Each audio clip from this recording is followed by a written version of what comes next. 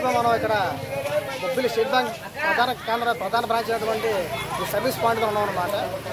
గత నెల నుంచి కూడా చూసినట్టుగైతే ఎన్నికలు వచ్చిన దగ్గర కూడా ఈ ఆంధ్రప్రదేశ్ రాష్ట్రంలో సామాజిక పెన్షన్ పెద్ద సమస్యగా మారిందన్నమాట. ఎందుకంటే ఓడి వచ్చిన తర్వాత ఎన్నికల సంఘం ఏం చేసిందంటే వాలంటీర్ల ద్వారా పెన్షన్స్ ఇవ్వకుండా ఆప్ చేయడం జరిగింది అన్నమాట. దీనివల్ల ఏం జరుగుతుందంటే గతంలో కూడా ఇదే సమస్య చూసాం. గతంలో ఏం జరిగిందంటే ఎన్నికల సంఘం వారు ఆదేశానుసారంగా సచివాలయ ఉద్యోగుల ద్వారా ఇంటింటి పెన్షన్ పంపిణీ చేశారు. దానివల్ల దాదాపుగా అన్ని రకాలుగా పెన్షన్ అందరికీ జరగడం జరిగింది. కాకపోతే ఈరోజు ఏం చేస్తారంటే ఎన్నికల సంఘం వారు పూర్తిగా ఆ పద్ధతి పక్కన పెట్టేసి ఎవరి తాలూకా వారి ఖాతాలో డబ్బులు జమ చేశారు. ఇస్తూ తర్వాత ఏం చెప్పారంటే వృద్ధాప్య పెన్షన్ వృద్ధులు కానీ కంటెస్ట్ ఉన్న వాళ్ళకి కూడా ఇంటికి వెళ్ళమని చెప్పడం జరిగిందనమాట.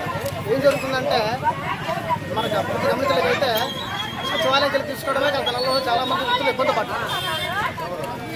పడ్డారు. బ్యాంకు కేంద్రానికి వెళ్ళి అక్కడ డబ్బులు తీసుకోమని చెప్పడం వల్ల విలేజ్లోనే కానీ పట్టణంలో కూడా బ్యాంకు తరగతి శాఖలు చాలా దూరంగా ఉన్నాయి.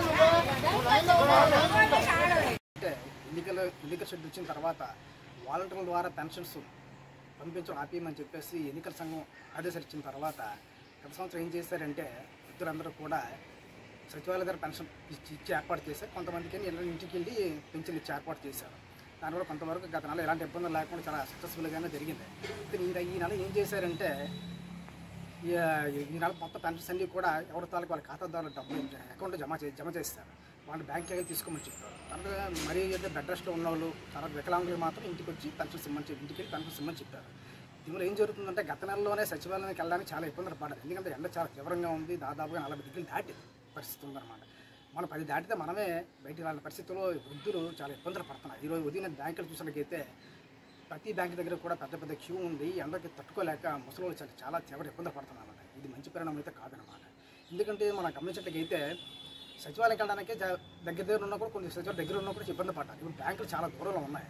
గ్రామాలు అయితే చాలా దూరం. ఇంకా గిరిశిఖర గ్రామాంతర వాళ్ళ పరిస్థితి చాలా దయనీయంగా చాలా పరిణామతీతంగా ఉందన్నమాట.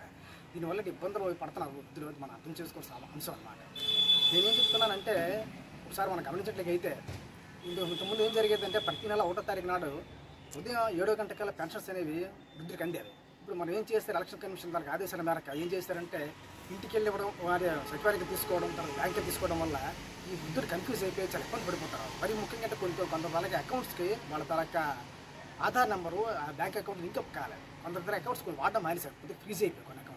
దీనివల్ల అసలు పెన్షన్ రాదు. ఇంకా వాళ్ళకి పెన్షన్ పడిందో లేదో ఆతృత ఒక పక్క, పెన్షన్ పడినా కూడా తీసుకోవడానికి ఒక పక్క. దీనివల్ల కన్ఫ్యూజ్ అయిపోయి గందరగోళంగా ఉన్న పరిస్థితి. వాళ్ళ తరగతి బాధ బాధలు ఉన్నాయి. ఒకసారి మనం గమనించిన మన జిల్లాలోనే 2,83,773 మంది పెన్షన్దారులు ఉన్నారు. మనం గమనిస్తే 626 సచివాలయాలు ఉన్నాయి. 626 సచివాలయాలు 5,256 మంది ఉద్యోగులు పనిచేస్తున్నారు.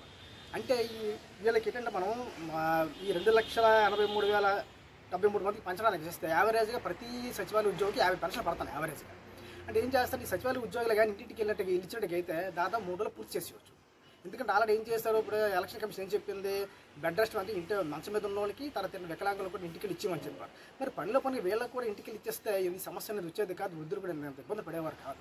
ఆ దిశకి ఎందుకు ఎన్నికల సంఘం ఆలోచించట్లేదు? మన ప్రతి దానికి రాజకీయంగా ఆలోచించకుండా ఒకసారి ఎన్నికల సంఘాన్ని నేను చెప్తాను లోక్సభ విజ్ఞప్తి ఏం చేస్తున్నానంటే ఒకసారి ఆలోచించి తప్పేదో పొరపాటు జరిగిపోయింది కాదు మన సందిగ్ధ ప్రయత్నంలో ఇమీడియట్గా పెన్షన్స్ అన్నీ కూడా బ్యాంక్ కాకుండా మళ్ళీ తీసుకెళ్ళి సచివాలయ ఉద్యోగుల ద్వారా ఎవరింటికి వాళ్ళు ఇచ్చి ఏర్పాటు చేసి వృద్ధుల తన కష్టాలని మనం అర్థం చేసుకొని ఈ సమస్య పరిష్కారం చేస్తే బాగుంటుందని నేను ఎన్నికల సంఘానికి నేను లోక్సత్తా పార్టీతో విజ్ఞప్తి చేస్తాను. ఎందుకంటే వృద్ధుల తన పరిస్థితి చాలా భయంకరంగా ఉంది, చాలా బాధాకరంగా ఉంది.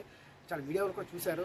ఆ పరిస్థితిని అర్థం చేసుకుని వృద్ధులకు ఇబ్బందులు పెట్టకుండా ఈ నెల వచ్చే నెల కూడా వాళ్ళ ఖాతాలో కాకుండా ఇంటింటికి వెళ్ళి సచివాలయ ఉద్యోగుల ద్వారా కాకపోతే 3 రోజుల ఖాతా ఒక రోజు ఎక్స్ట్రా తీసుకుని పర్వాలేదు కాబట్టి ఇబ్బంది లేకుండా ఇస్తే ప్రయత్నం చేస్తారని మరోసారి విజ్ఞప్తి చేస్తాను.